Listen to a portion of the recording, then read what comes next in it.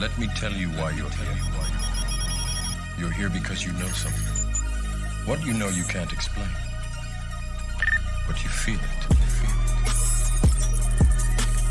Trying to free your mind. So back in March, the FBI took down breach forums, another big hacker site. Well, in April, they've taken down another one. Operation Cookie Monster, Genesis Market seized, 120 suspects arrested. FBI has taken down its second cybercriminal forum of the year. The FBI called this global sting operation Cookie Monster. Now, Genesis Market is basically the Amazon marketplace for hackers.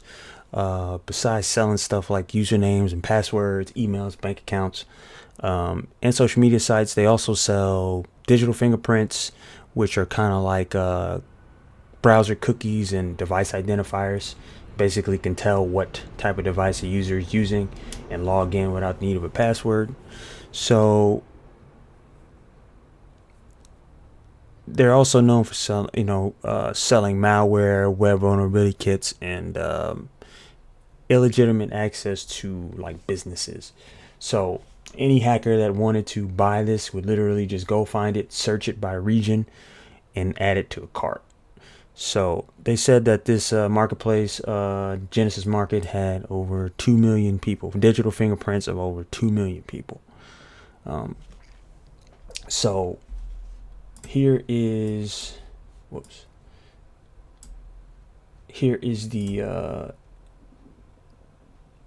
FBI statement, and they said that they were able to approximately 33,000 Genesis Market users and approximately 900,000 individual packages or bots that had been listed for sale or sold on the Genesis Market, and that more than $4 million worth of virtual currency had been deposited. So that site got shut down. And here is some footage of the National Crime Agency of the UK arresting some Genesis Market users. It's all redacted.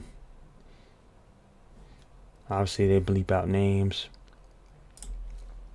But it's just like a long list. This seems to be like a long trend of hacker sites that are getting taken down. I don't know if this is just because they're just really good at cracking down on it, or because these hackers are starting to come up just bad OPSEC. Like maybe they're losing focus and forgetting how to secure their systems.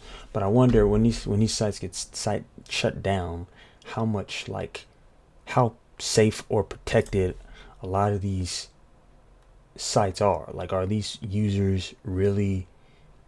hackers really protecting their data, protecting themselves, or are they just, going in there, no OPSEC, no VPN, just using this site exactly how it was unintended, because they're catching these people in the comfort of their own home. So it's like it doesn't seem like they have to travel very far. They said, like this affidavit says, over 33,000 Genesis Market users. Now they have access.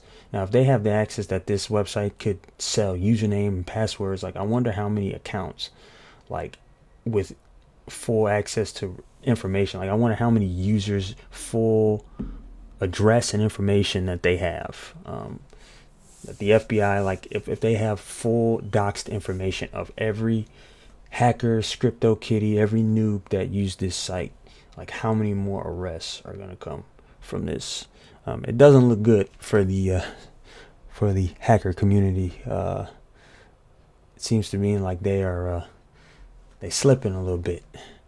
So last story is Samsung workers accidentally leaked trade secrets via ChatGPT. ChatGPT doesn't keep secrets. One of the biggest things to me when it comes to ChatGPT is lack of privacy. I think it's probably more invasive than it definitely needs to be. But apparently Samsung doesn't care, and they let their employees use it. So they accidentally shared confidential information while using ChatGPT for help at work. Samsung's semiconductor division has allowed engineers to use ChatGPT to check source code. So I guess they went with the it's a tool thing. It's a tool excuse to let their employees check their code in a more efficient way. Unfortunately, that code has some very sensitive information, which makes sense if you're dealing with semiconductors for specific patents and inventions. But The Economist Korea reported 3 separate instances of Samsung employees unintentionally leaking sensitive information to ChatGPT. So in one case, confidential source code in the chat to check for errors. They put confidential source code in the chat to check for errors. So information about Samsung semiconductors and phones, smart TVs is just sitting up there in ChatGPT's records, so it can learn and improve itself. Second time, employees shared code with ChatGPT and requested code optimization. So apparently he didn't want to do that himself, so he essentially had ChatGPT say, "Hey, make this better for me, this code better for me, so I don't have to do it." So you let ChatGPT basically take your source code and make it better, and essentially it could make itself better. Now, it said a third shared a recording of a meeting to convert into notes for presentation. Now that's real interesting, because that means that ChatGPT is processing audio files and learning how to understand certain aspects of audio files. Now this is just for stuff like business meetings and stuff like that, but the fact that it's just doing basic transcription, transcribing. But if it can make sense of confidential data and then spew it out and keep it in their records, that could be a pretty crazy privacy concern. Now, Samsung has taken immediate action by limiting the ChatGPT upload capacity to 1024 bytes per person, and is investigating, aka firing, the people involved in the leak. It is also considering buying its own internal AI chatbot to prevent future embarrassing mishaps. I don't know why they think that's going to work. You can localize ChatGPT, and you still have the ability of somebody just possibly leaking the wrong information. Their computer could be compromised. They fall for a trap from a hacker. Next thing you know, that local instance of ChatGPT gets leaked. The chat records and the questions. People still get fooled by phishing attempts every day, so I'm not sure how that's going to help. But it says it's unlikely that Samsung will recall any of his data. ChatGPT's data policy says it uses data to train its models unless you request to opt out. It explicitly warns users not to share sensitive information in conversations. It warns people, but nobody cares.